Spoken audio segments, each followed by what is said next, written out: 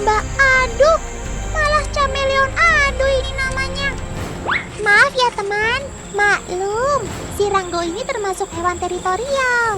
Jadi kalau ada saingannya pasti berkelahi. Sudah ya, sudah. Malu kan dilihat teman-teman di rumah? Peaceman, kalau kata anak sekarang, Wallace bro.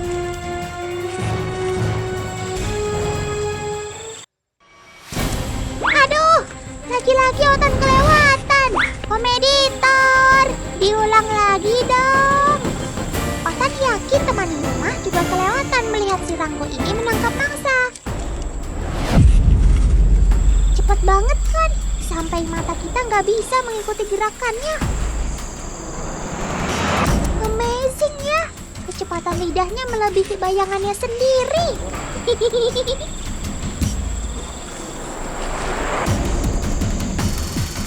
Otan kenalkan dulu nih si Rango, alias chameleon. Chameleon adalah insektivora atau pemakan serangga. Tapi mereka tidak bisa bergerak cepat untuk mengejar mangsanya. Karena itu, mereka memanfaatkan lidahnya yang panjang dan fleksibel untuk menangkap mangsanya dari jarak yang jauh. Kecepatan lidah chameleon diduga 5 kali lebih cepat dari pesawat tempur. Widih, cepat banget sih.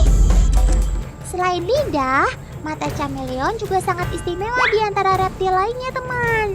Selain bentuknya yang unik, kedua matanya ini bisa bekerja sendiri-sendiri loh. Masing-masing mata chameleon bisa berputar dan melihat jelas dua objek pada saat yang bersamaan meski arahnya berbeda. Keren banget kan? Hebatnya lagi, mata chameleon bisa berputar 360 derajat. Ih, aneh ya. Ketika dia melihat mangsa, kedua matanya dapat langsung fokus ke arah yang sama dan hap, lalu ditangkap. Keunikan lain chameleon terdapat di ekornya yang bisa melilit di batang pohon. Ekor melengkungnya sangat membantu si reptil berdarah dingin ini untuk menyeimbangkan tubuhnya.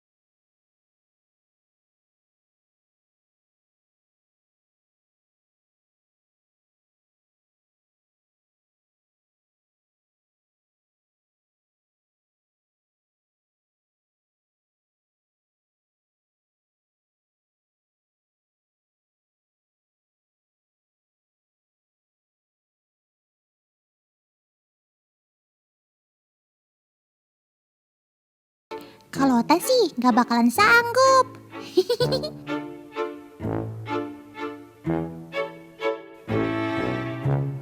Sob, situasi aman terkendali. Ularnya udah pergi tuh.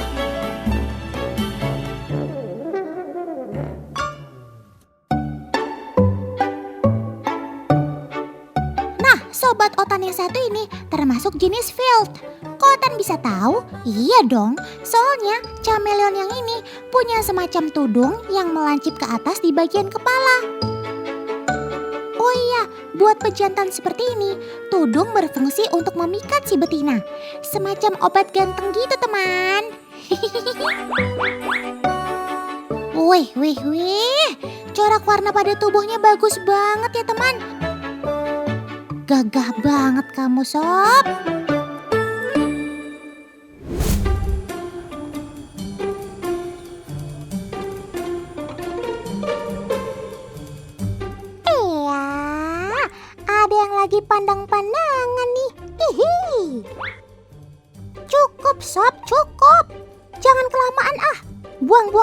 tahu.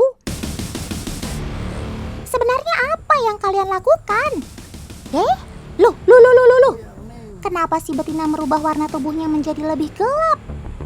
Teman, kemampuan chameleon dalam merubah warna tubuh dilakukan bukan hanya sebagai kamuflase untuk menghindar dari pemangsa saja loh, tapi juga ia gunakan untuk berkomunikasi dengan chameleon lainnya. Perubahan kulitnya itu terjadi saat ada rangsangan dari dalam maupun luar tubuhnya, seperti suhu, cahaya, juga suasana hati. Nah, ada yang tahu kenapa sikap betina seperti itu terhadap sang jantan? Selain merubah warna tubuhnya, ia juga melakukan pergerakan seperti waspada.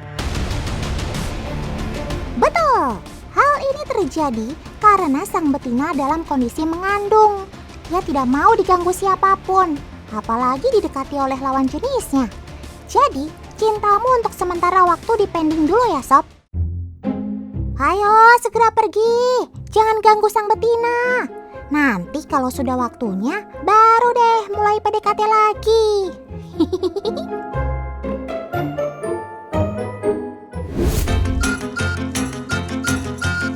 Ada yang tahu bagaimana bunglon atau si chameleon berkembang biak?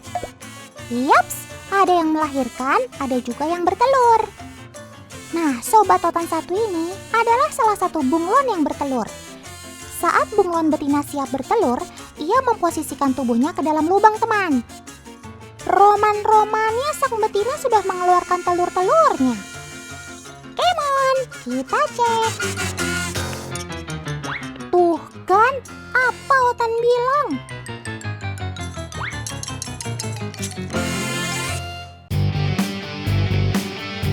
Wait, jangan kemana-mana ya. Nonton terus Otan dan sobat-sobat Otan. Karena habis ini, Otan mau bagi-bagi rejeki, teman. Yang berhasil menjawab sesuai ketentuan akan mendapat hadiah yang cakep bet dah. Untuk keterangan kuis lebih lanjut, ikuti akun media sosial Instagram @magazintrans7.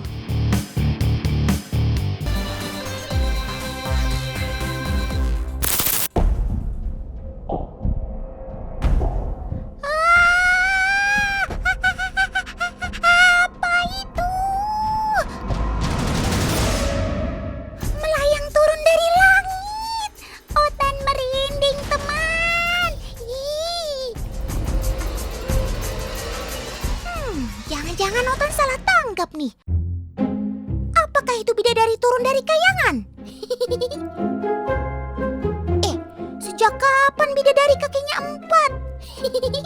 Kita lihat yang lebih jelas aja deh. Ya, ini sih bukan putri kayangan, tapi putri kodok.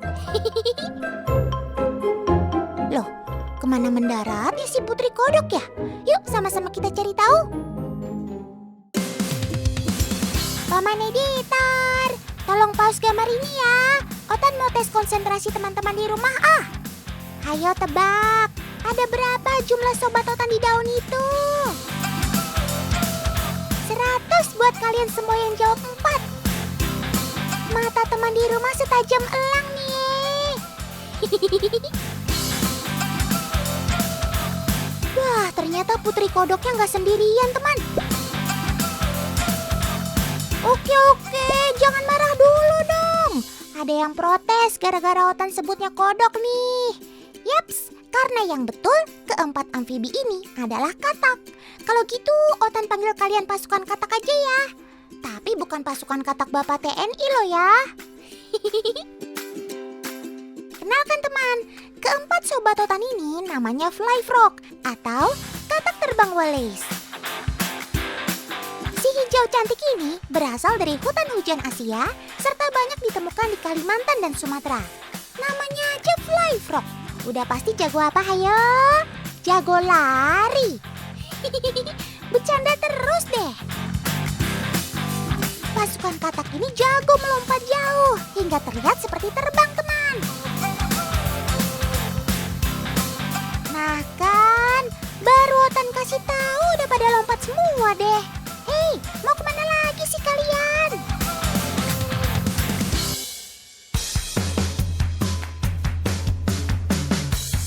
Luar biasa. Kamu benar-benar lagi latihan wajib militer ya, Sob? Ternyata selaput membran pada sela-sela jari fly frog bukan buat gliding di udara aja. Tapi selaput lebar ini juga bisa bikin pasukan katak memanjat akar-akar gantung kayak gini. Selaput membran yang lebar dan tipis ini gak menyulitkan fly frog memanjat kok. Bahkan elastis karena dapat menyesuaikan gerak tulang kaki yang mencengkram setiap akar. Fix, Otan udah tahu siapa sobat yang harus diajak kalau ada lomba panjat pinang.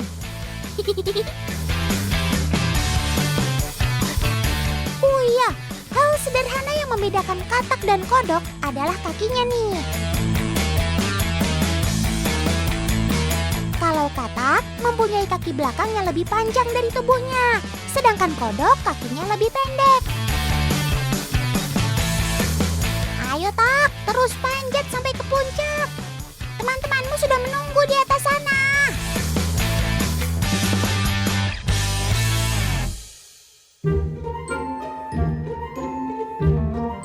Walah, ibunya kemana sih, Dek? Kok tega-teganya kamu ditinggal sendirian tanpa pengawasan orang tua?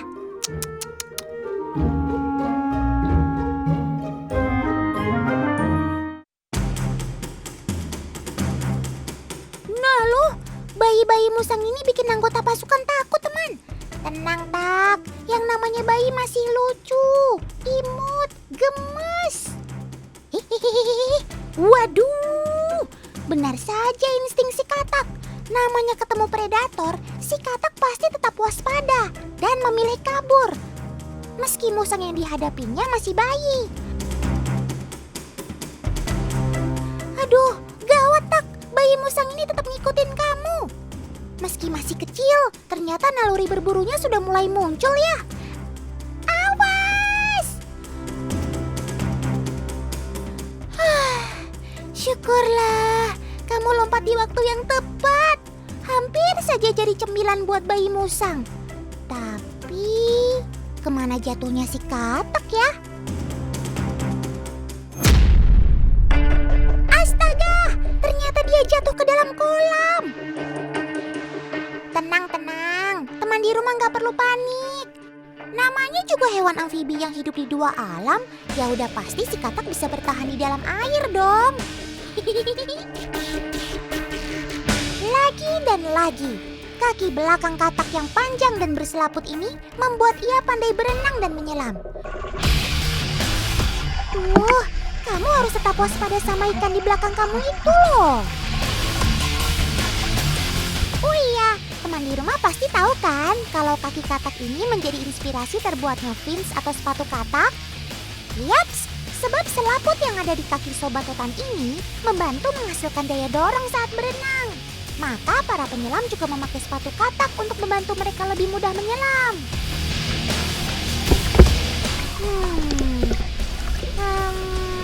Sepertinya penghuni ikan-ikan di sini juga berbahaya untuk kamu, Sob. Lebih baik kamu cepat menepi deh.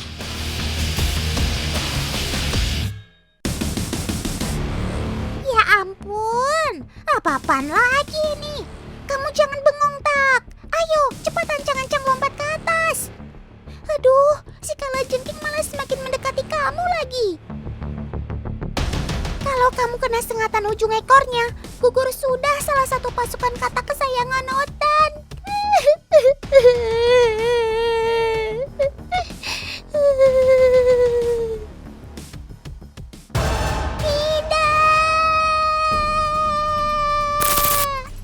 Bagian belakang katak terkena capitan kalajengking. Wah, kamu ini katak apa kucing ya? Cadangan nyawanya banyak banget, Sob. Refleks lompatan jauh katak pohon bukan hanya untuk berpindah dari pohon ke pohon, teman, tapi membantu ia untuk kabur dan menghindar dari bahaya dan kondisi sulit seperti ini.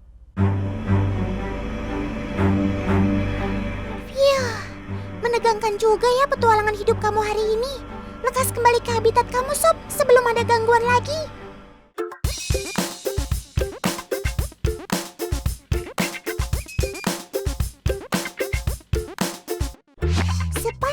Seandainya katak melompat, akhirnya jalan juga kok.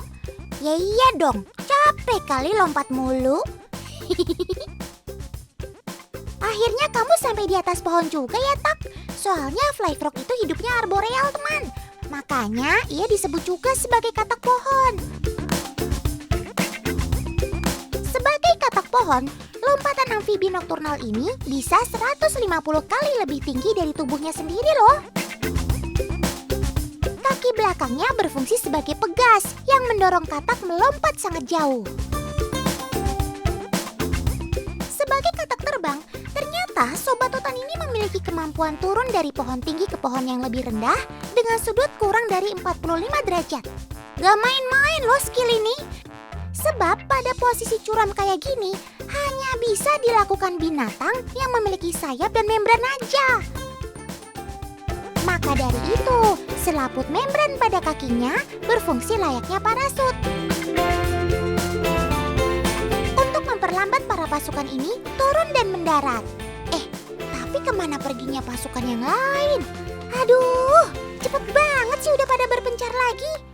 Kamu diam di situ ya, Tak. Otan cari anggota pasukan yang lain.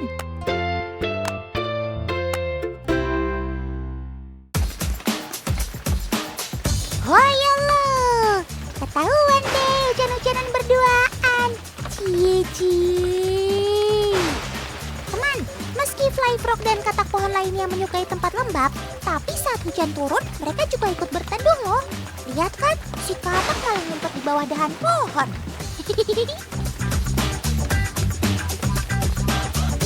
Nah, jika musim hujan sudah tiba, maka jadi musim yang paling disukai katak untuk bereproduksi. Tapi kok kalian malah jauh-jauhan? Oke deh, Otan gak gangguin. Otan balik ke anggota yang lainnya aja ya. Selamat melanjutkan hidup ya, Tak. Semoga terus lestari dan bisa ketemu Otan lagi. Cakep!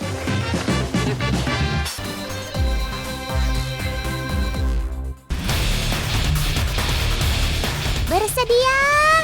Siap? Go!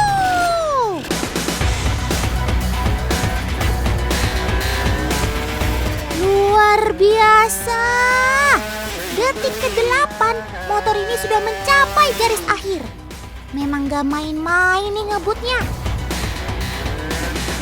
Sebab kecepatan drag bike bisa mencapai 394 km per jam loh. Otan punya loh sobat yang ngebut juga. Gak kalah deh dari paman ini. Sobat Otan yang ini gak perlu naik motor. Larinya udah kenceng pul. Bahkan ia dinobatkan sebagai binatang darat tercepat di dunia. Itu dia yang Otan omongin. Teman di rumah tahu dong siapa namanya? Yaps, Cheetah. Maksimal kecepatan lari Cheetah mencapai 130 km per jam loh.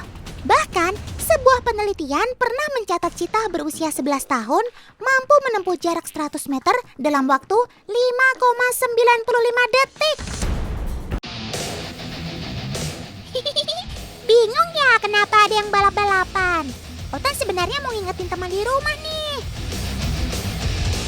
Kalau MotoGP segera mengaspal di bumi Mandalika. Saksikan tayangan langsungnya hanya di Trans 7. Tersaji lengkap mulai dari kualifikasi pada hari Sabtu 19 Maret hingga race utama pada hari Minggu 20 Maret. Keren maksimal pastinya.